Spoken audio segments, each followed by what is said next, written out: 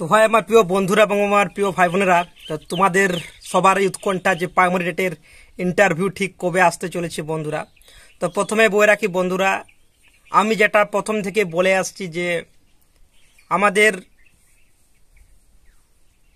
এই টেটের রিকোয়ারমেন্ট প্রক্রিয়াটা পুরোপুরিভাবে এক প্রকার বলতে গেলে আপনারা বুঝতেই পাচ্ছেন যে একটা আমরা সমস্ত টেট পাস পরীক্ষার্থী কিন্তু একটা চক্রান্তের শিকার হয়ে আসছে, সেটা আপনারা ভালোভাবে বুঝতেই পাচ্ছেন। মাঝখানে আবার ভোটের হাওয়া ঘুরছে।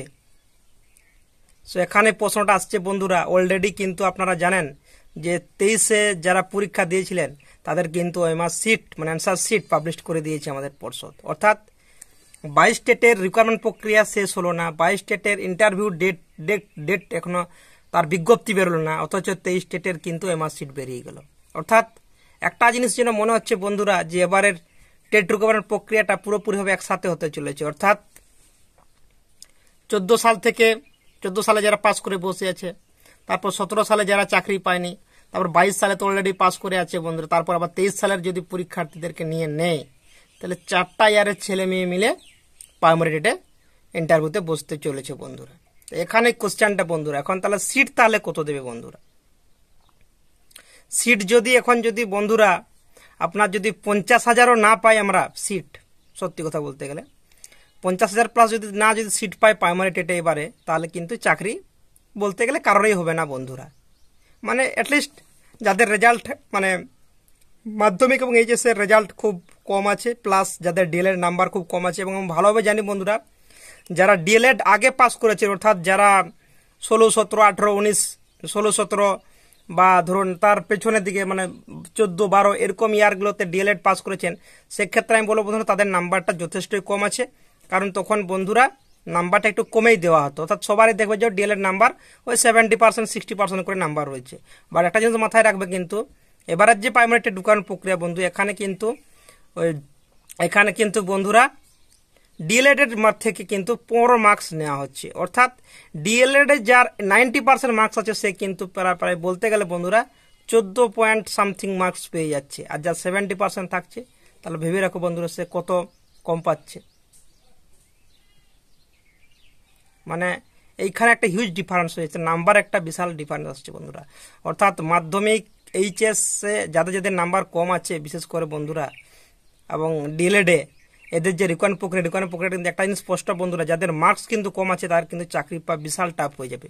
এবং সেইখানে যদি ইন্টারভিউ নোটিশ যদি বেরিয়ে যাও তাহলেও কিন্তু বন্ধুরা তোমাদের সত্যি কথা এই রিকোয়ারমেন্ট প্রসেসে খুবই চাপ, যাদের রেজাল্ট কিন্তু খারাপ আছে। এটা কিন্তু বাস্তব সত্যি এবং এটা মেনে নিয়েই আমাদেরকে এগোতে হবে।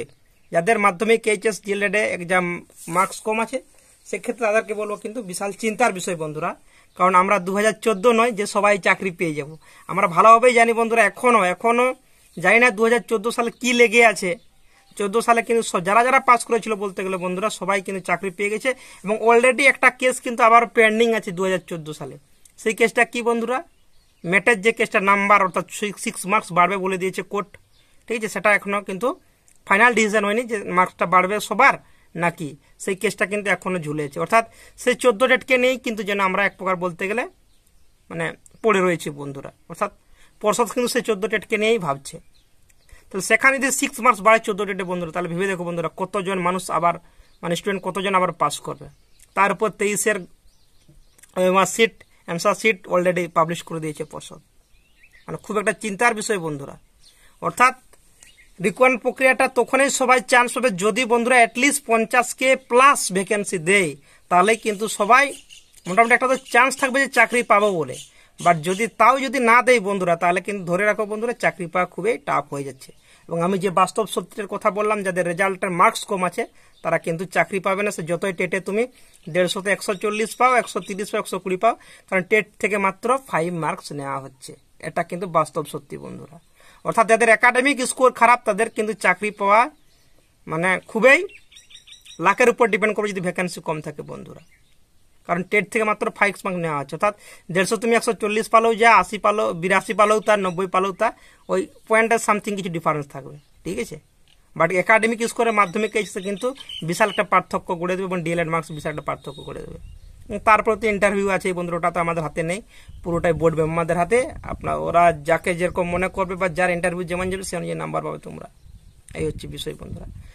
তার মধ্যেও একটা যেটা সুখের খবর আসছে বন্ধুরা, সেটা হচ্ছে গিয়ে যে যেহেতু একটা কেস চলছে, আমাদের দাদিরা ভালো কাজ করছেন যে প্রাইমারিতে ক্লাস 5কে যুক্ত করার কথা বলছেন বন্ধুরা। তো এইখানে ক্লাস 5 যদি যুক্ত হয়ে যায় তাহলে কিন্তু একটা ভ্যাকেন্সি বাড়ার সম্ভাবনা দেখা যাচ্ছে বন্ধুরা, 50 প্লাস ভ্যাকেন্সি আসতেই পারে।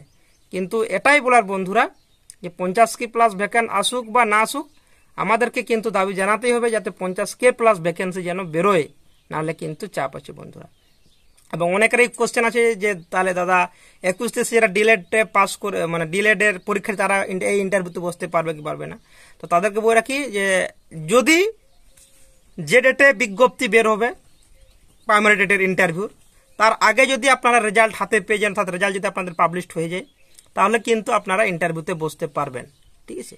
বাট যদি টেটের ইন্টারভিউর বিজ্ঞপ্তি বেরিয়ে গেল, নোটিশ বেরিয়ে গেল, অথচ তোমাদের রেজাল্ট পাবলিশড হয়নি, তাহলে কিন্তু তোমরা আর ইন্টারভিউতে বসতে পারবে না টেট পাস করে থাকলো, এটা মাথায় রাখো। তবে হ্যাঁ, যেটা খবর পাচ্ছি 21-23 ডিলেডের যে ফাইনাল রেজাল্ট, সে ফাইনাল রেজাল্ট এই মে মাসের লাস্টের দিকে অথবা জুন মাসের প্রথম দিকে, জুন মাসের মধ্যে আসতে চলেছে রেজাল্ট, ঠিক আছে, ডিএলএড-এর। তো চিন্তা করার কোনো কারণ নেই।